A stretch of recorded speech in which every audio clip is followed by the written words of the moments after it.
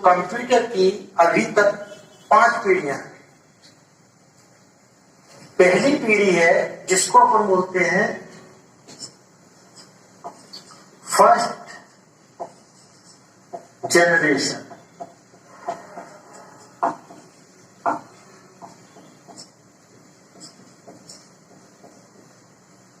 First generation जो पहली पीढ़ी है, इसकी शुरुआत हुई थी लगभग 1946 में। 1946 में इसकी शुरुआत हुई थी और इसका जो अंत है वो लगभग हुआ था 1956 में। मतलब ये जो कंप्यूटर की पहली पीढ़ी है वो लगभग 10 साल चली थी।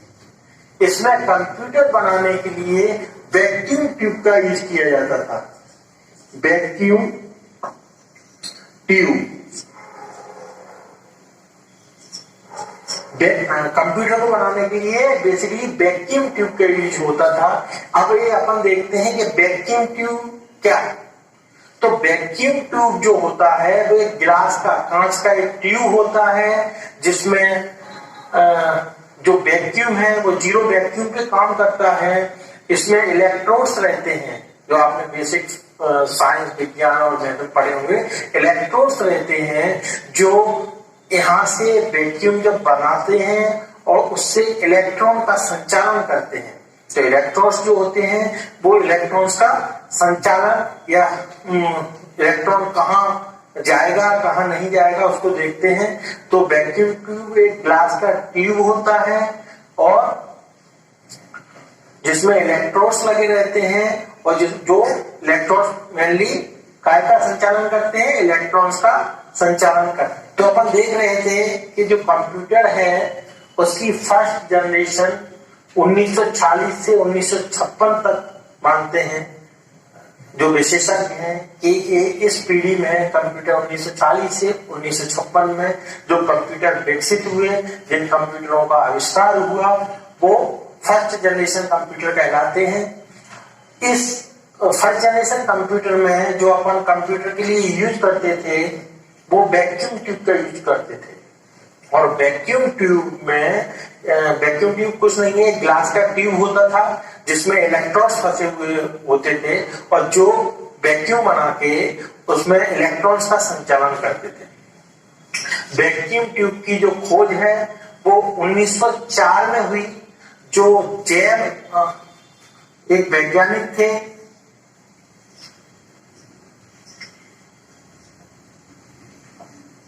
जॉन करके एक वैज्ञानिक थे।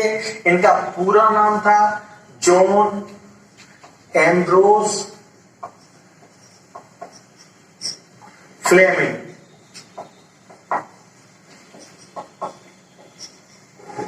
तो जॉन एम्ब्रोस फ्लेमिंग एक वैज्ञानिक थे जिन्होंने 1904 में वैक्यूम ट्यूब की खोज की जो फर्स्ट जनरेशन के कंप्यूटर में उपयोग होता था। अब अपन बात करते हैं कि फर्स्ट जनरेशन के बाद सेकेंड जनरेशन में क्या होता था। तो सेकेंड जनरेशन की जब अपन बात करेंगे, सेकेंड जनरेशन की जब अपन बात करेंगे तो सेकेंड जनरेशन 1956 से 1964 सन 1956 से सन 1964 का जो युग माना गया वो है सेकेंड जनरेशन ऑफ कंप्यूटर्स। और इसमें वैक्यूम ट्यूब्स की जगह अपन जो यूज करते थे उसका नाम है transistor. Transistors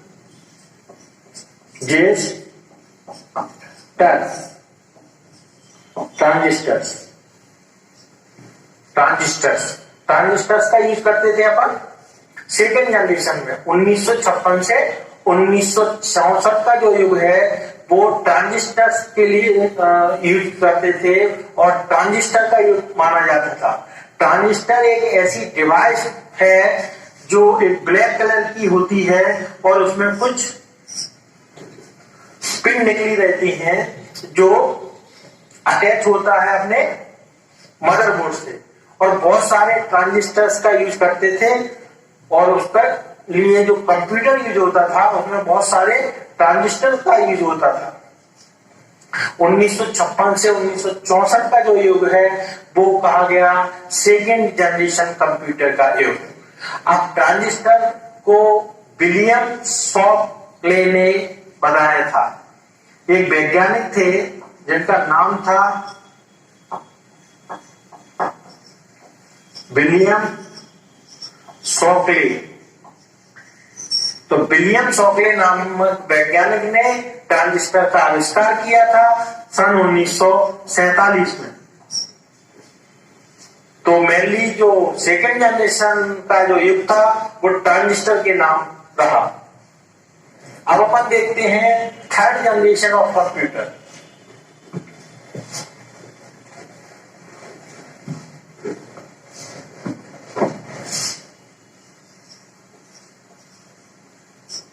third generation of computer की जब अपन बात करते हैं तो इसमें ट्रांजिस्टर की जगह ली आईसी ने। इसका फुल फॉर्म है इंटीग्रेटेड सर्किट।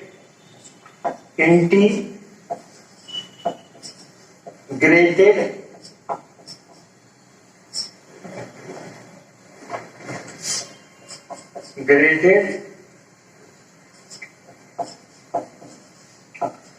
सर्किट। ट्रांजिस्टर की जगह ली इंटीग्रेटेड सर्किट। इसमें हजारों की संख्या में ट्रांजिस्टर्स जो काम करते हैं वो अकेला एक चिप होती है ब्लैक कलर की जिसका नाम होता है इंटीग्रेटेड सर्किट। और इसका इंटीग्रेटेड सर्किट का यूज हुआ थर्ड जनरेशन ऑफ कंप्यूटर में। अगर अपन सन की बात करें तो 1965 से लेके 1971 तक जो एक माना गया है वो तीसरे जनरेशन या कंप्यूटर की तीसरी पीढ़ी का नाम रहा है जिसमें अपन इंटीग्रेटेड सर्किट्स का यूज करने लगे जो हजारों ट्रांजिस्टर के बराबर काम करता है। अब अपन बात करते हैं कि अपन पहले देखते हैं कि इंटीग्रेटेड जो सर्किट है वो किसने बनाया। तो एक वैज्ञानिक थे जैक नाम के एक वैज्ञानिक थे जिन्होंने इसको बनाया। उनका पूरा नाम था जैक किल्बी। तो पूरा नाम है जैक किल्बी। वो वैज्ञानिक थे और उन्होंने इंटीग्रेटेड सर्किट का आविष्कार किया और कंप्यूटर की दुनिया में नया अध्याय जोड़ा।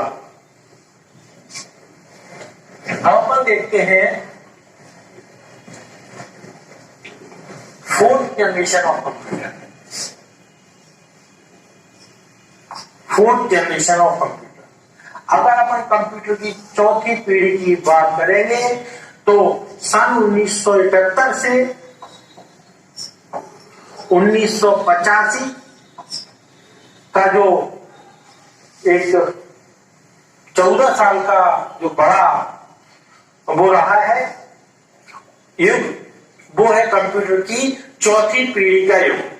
कंप्यूटर की चौथी पीढ़ी बहुत ही महत्वपूर्ण थी तकनीक के हिसाब से और इस पीढ़ी में बहुत ज्यादा आविष्कार हुए, बहुत ज्यादा डेवलपमेंट हुआ कंप्यूटर में।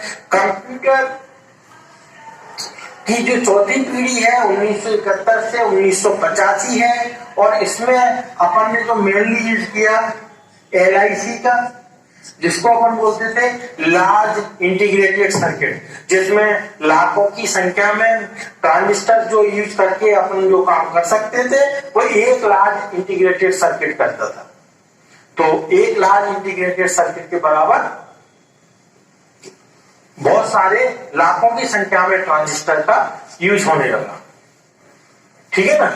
अब इसमें अपन बात करते हैं चौथी जनरेशन की जो पीढ़ी है उसमें लार्ज इंटीग्रेटेड सर्किट का यूज किया गया था, जिसको अपन दूसरे नाम माइक्रो प्रोसेसर के नाम से जानते हैं। आज की दुनिया में जो कंप्यूटर से ताल्लुक रखता है वो शायद ही इस शब्द से अछूता रहा है, ये है माइक्रो प्रोसेसर। तो लार्ज इंटीग्रेटेड सर्किट को ही अपन माइक्रो प्रोसेसर कहते थे। इसमें बहुत सारे डेवलपमेंट हुए। इस माइक्रो प्रोसेसर का यूज करके जो कंप्यूटर बनता है उसको अपन माइक्रो कंप्यूटर कहने लगे। और दोस्तों, आज की दुनिया में जो माइक्रो कंप्यूटर की अगर अपन बात करें तो अपन सभी लोग जिस कंप्यूटर का यूज कर रहे हैं दैनिक दिनचर्या में, उसको अपन माइक्रो कंप्यूटर कहते हैं। माइक्रो प्रोसेसर का पहला यूज, सबसे पहले जो यूज हुआ उस कंप्यूटर का नाम है अल्टेयर 8800। अल्टेयर 8800 एक कंप्यूटर बना,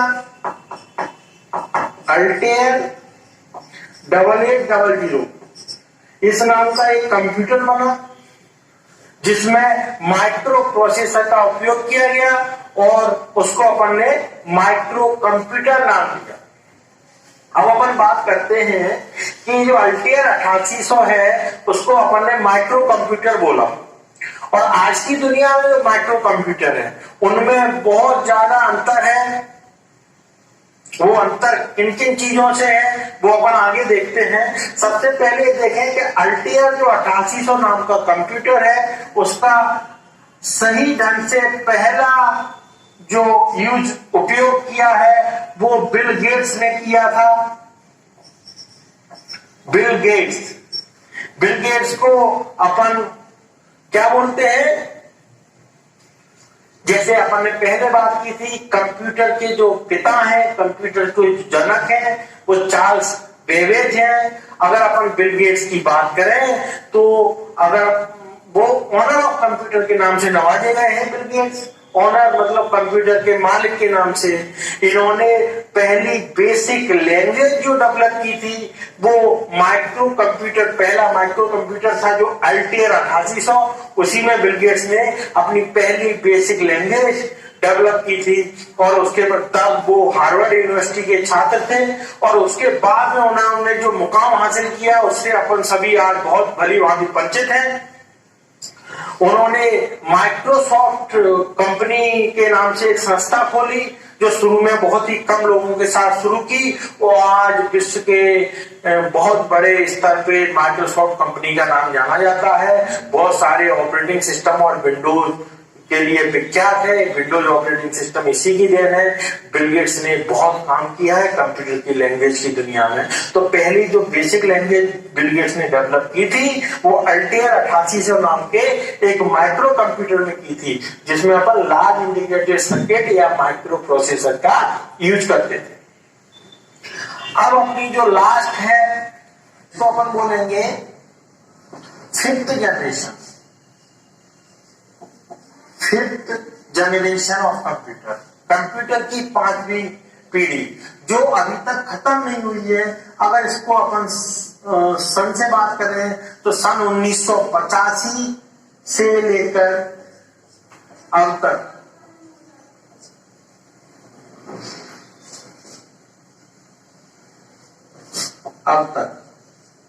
अभी तक जो पीढ़ी चल रही है उसको अपन ने 5th जनरेशन या कंप्यूटर की 5वीं पीढ़ी का नाम दिया है। अभी तक एक काम हो रहा है, इसमें रिसर्च डेवलपमेंट हुआ। इसमें दो चीजें आई, ULSI और VLSI। जब अपन बात करते हैं ULSI means ultra large scale integrated circuit और VLSI मतलब very large scale integrated circuit. ये तो बहुत अपने आप में बहुत बड़ी चीज हो गई है जो माइक्रो प्रोसेसर को भी बहुत ज्यादा एडवांस बनाया इन्होंने इस तकनीक ने। और ये 5th जनरेशन में एक और इम्पोर्टेंट चीज आई जिसका नाम है आर्टिफिशियल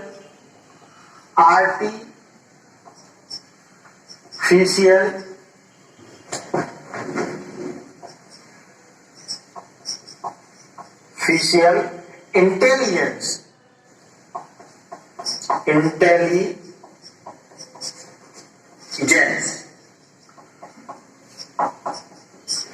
आर्टिफिशियल इंटेलिजेंस एक शब्द जुड़ा 5th जनरेशन ऑफ कंप्यूटर में जिसने दुनिया में तहलका मचा दिया। आर्टिफिशियल इंटेलिजेंस अपन बोले, अगर आर्टिफिशियल मतलब क्या होता है एक नेचुरल चीज होती है, एक आर्टिफिशियल होती है। नेचुरल मीन्स जो प्रकृति ने बनाई है, और आर्टिफिशियल मतलब मानव निर्मित कोई ऐसी चीज। अब इसके साथ में अगर आर्टिफिशियल के साथ इंटेलिजेंस जुड़ गया है, तो इंटेलिजेंस मतलब होता है बुद्धिमत्ता। तो मतलब मानव द्वारा निर्मित ऐसी बुद्धिमत्ता जिसका उपयोग 5वीं पीढ़ी का कंप्यूटर कर रहा है, और उसने अगर सोचने समझने की शक्ति अगर दे दी कंप्यूटर में, तो मानव ही निर्मित हो जाएगा। तो अगर अपन बात करेंगे तो सब कुछ है कंप्यूटर के पास, पर सोचने और समझने की शक्ति नहीं। सोचने समझने की शक्ति उतनी ही काम करेगी जितना मनुष्य उसको कंप्यूटर को सोचने के लिए मजबूर करेगा, या उसको कंप्यूटर में जो भी प्रोग्राम या प्रोसेस इंस्ट्रक्शन डालेगा उतना ही काम करेगा। तो कंप्यूटर के पास अपना खुद का कोई दिमाग नहीं होता। जो कंप्यूटर का दिमाग होता है उसका सही रूप से उपयोग मनुष्य ही कर रहा है।